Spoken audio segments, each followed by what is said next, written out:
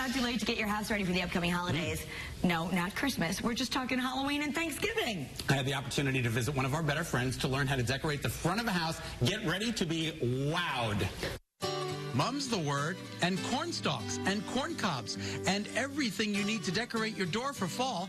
This door is the entrance to Nora Murphy's home in Newtown. You know when I need a good idea? I come to Nora Murphy in Newtown, Connecticut. Nice to see you. Hi there, good to see you. It's a pleasure, and it's finally fall. The weather's getting cooler, so we're decorating our doors today, not only for Halloween, but also this will continue right through Thanksgiving. Yeah, I think it's really important. I have a seasonal approach to my decorating, inside and out. Okay. And this front door, we get a lot of traffic on our road, and it's the first impression everybody sees. And you know what I love too? It makes people smile when they drive by.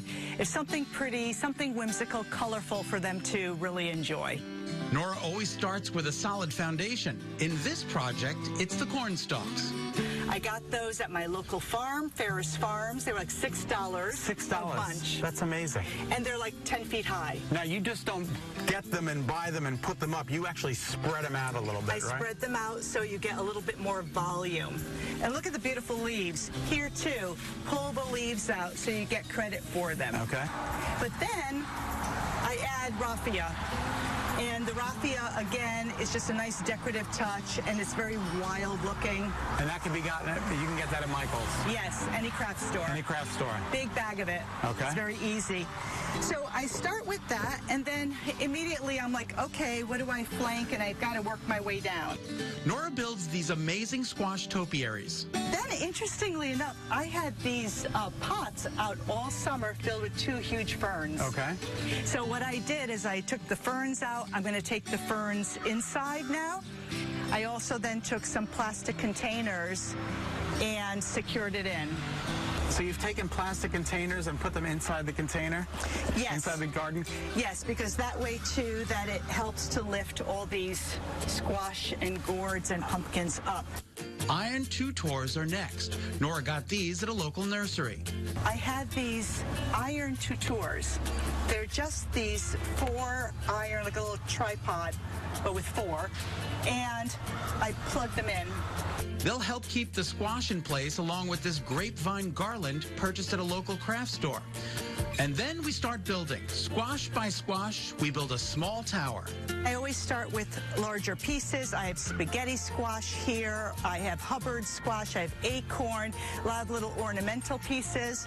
I have a lot of the little baby boo pumpkins. I like the white. It connects back to my house and brings the house color out too, and it keeps it light and bright. If you're thinking this is not a project that you can do, you can. Get someone to help you, though. It's much easier with 2 people. As you can see here, Nora and I make a great team. The finishing touch? Just like the corn stalks, my favorite thing in the world is the raffia.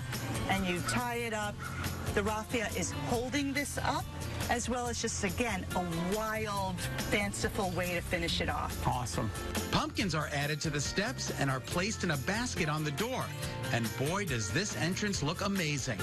All right, now we're at the secondary entrance of the home, and you've got a really corny idea for this door. I do, but it's a really good one. And this is for a Victorian door that we're going to be decorating. Yes. Just like the front, what we did is we started with a great foundation. Okay. Those corn stalks on each side of the door look great here, too. Our eyes are going up here. Now we need to really anchor the whole thing. Okay. And so I just went with mums, and I love these multicolored mums. They're absolutely gorgeous. Aren't now, they you've pretty? done something very unique. You've put them inside of apple baskets. Yes. So you just get some old apple baskets, and then you put faux moss around the inside of the apple basket to hide the actual pot. Yep, that's it. And then, you know, then the fun part is the door. You can do anything on the door. Right. So this time I wanted to do something that I've done for my mantles inside, and that's working with Indian corn. When these come from the grocery store, they're usually like a set of 3 with a rubber band, and it's really, really tight like this. Okay. You're just not getting enough value for your purchase. That's why you could see where this was once. This is how it grew. Isn't that fascinating? And then those are your leaves. So spread them out. Spread them out, and they'll give you more volume. So what you do, I've already started with these 3, is all you do is wrap it around. the very top of the kernels, right underneath The stalk. the stalk, and knot. And just keep going. And just keep going. You can make them as close, as far apart as you like.